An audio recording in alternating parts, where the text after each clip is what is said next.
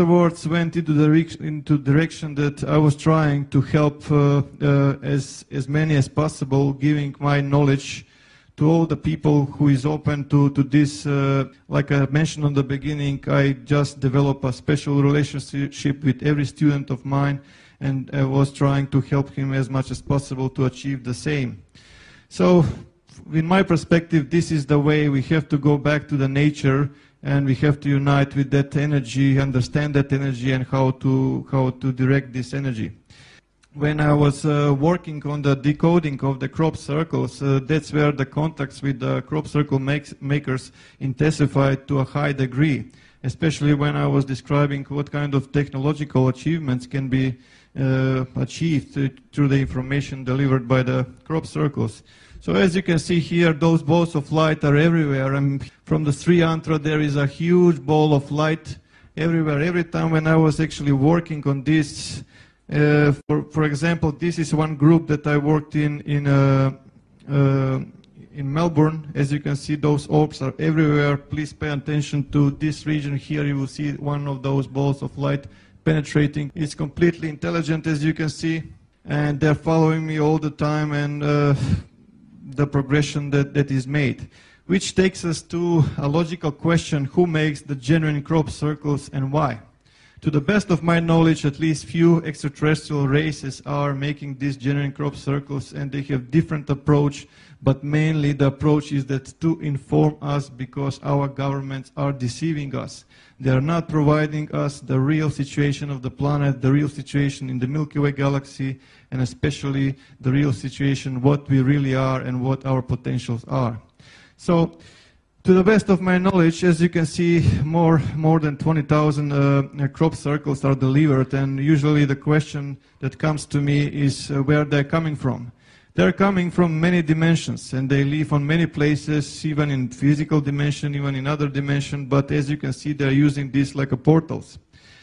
As you can see how they're actually penetrating our dimension, influencing with the microwave energy or electromagnetic energy, if you will. Once again.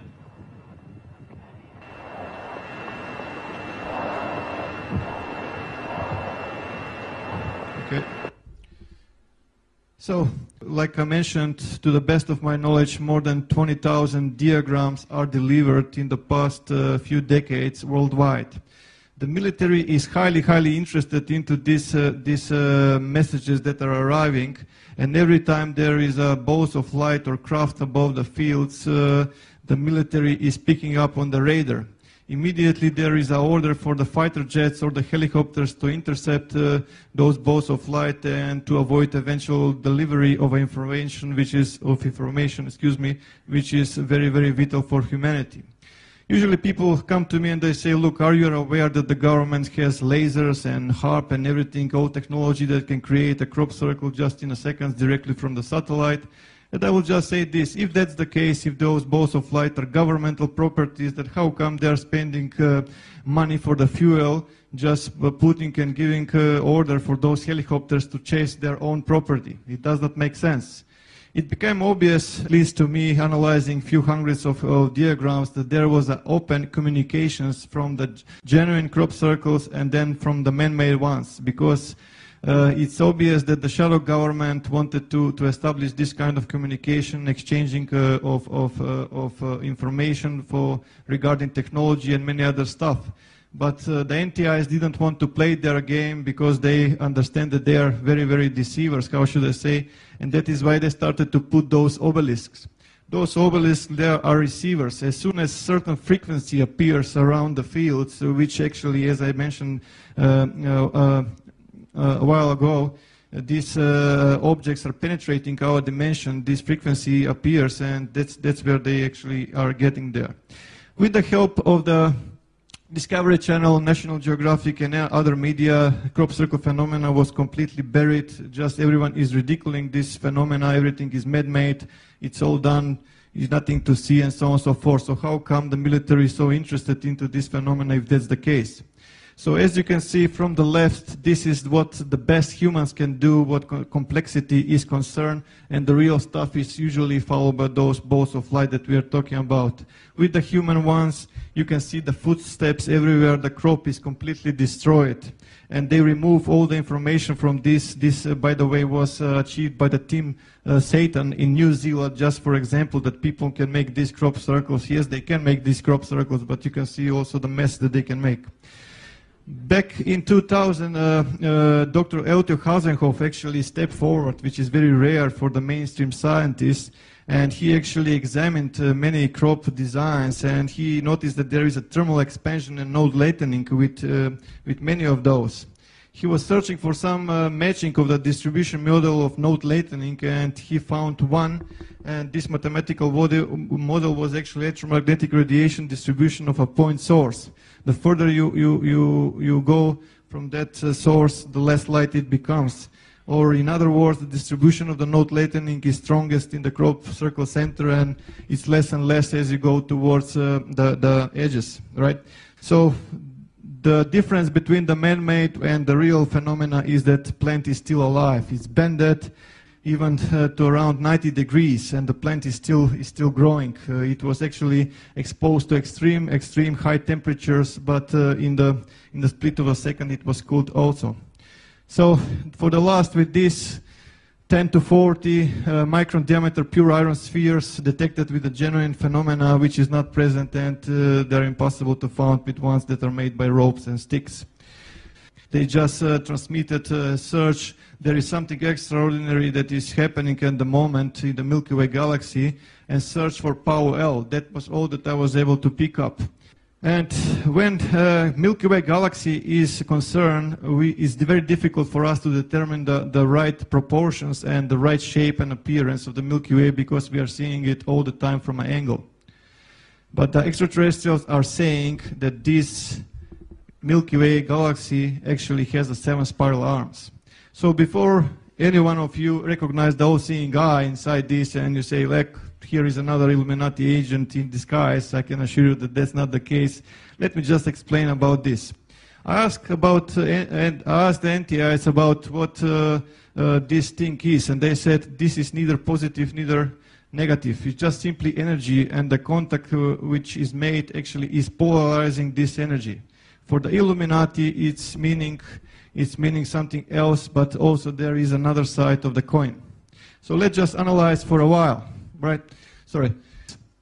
And one of the professors in Germany, Linguistic Academy, Professor Kurt Schulman, actually made a translation, and he stated that these writings is matching the time of the ancient Sanskrit, and the literal translation is "the Son of the Creator comes." So what is this eye that we are seeing everywhere in the space?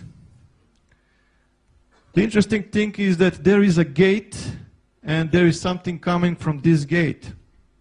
They are referring to the Sagittarius A star, which is a code name for the supermassive black hole in the Milky Way galaxy center. There is a hole and there is an explosion. As you can see, hole and explosion, and they're referring to this. When those galactic cores explosions happen, there are two things that are appearing. First, there is a cosmic jet that goes perpendicular to the galactic plane, and there is a wave of energy that is spreading along the galactic plane towards the edges of the galaxy. When you throw a rock into the pond, right, or into lake, you will have a disturbance. You will create a concentric circles. You will create waves, right? So that's the same what they are saying. There is a wave. Watch out that there is a wave. And the wave is coming from the galactic center.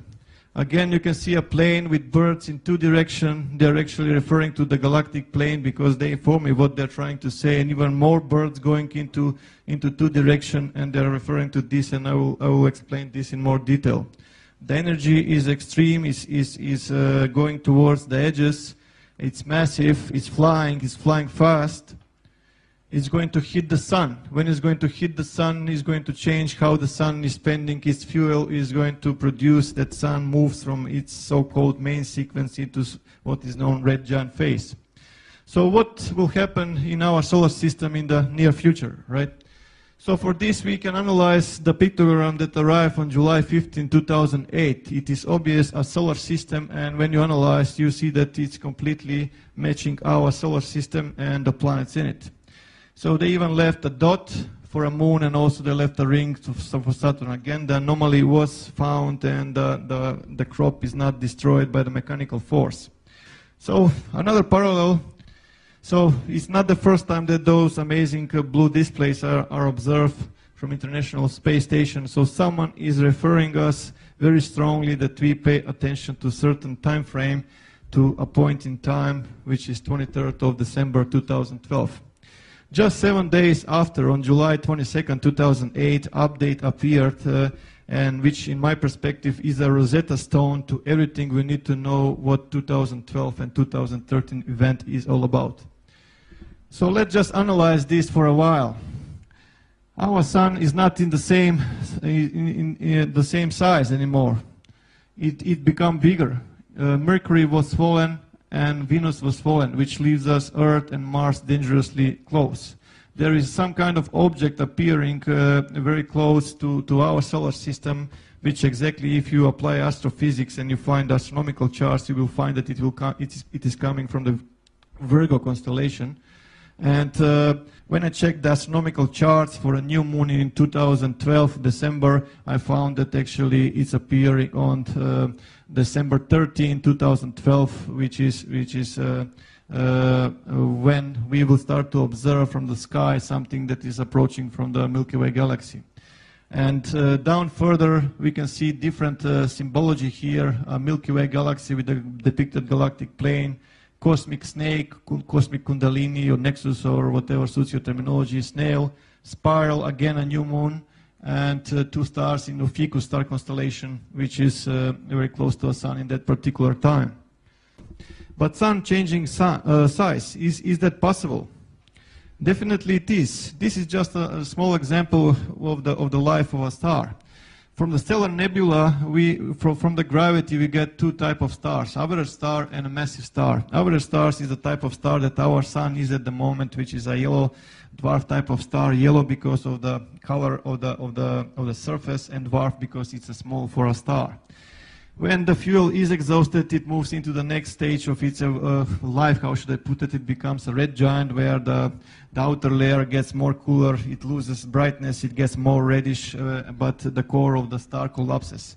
And eventually, the outer layer is released and becomes a planetary nebula, and the only thing that is left from the star is the so-called white dwarf, or the core of the star.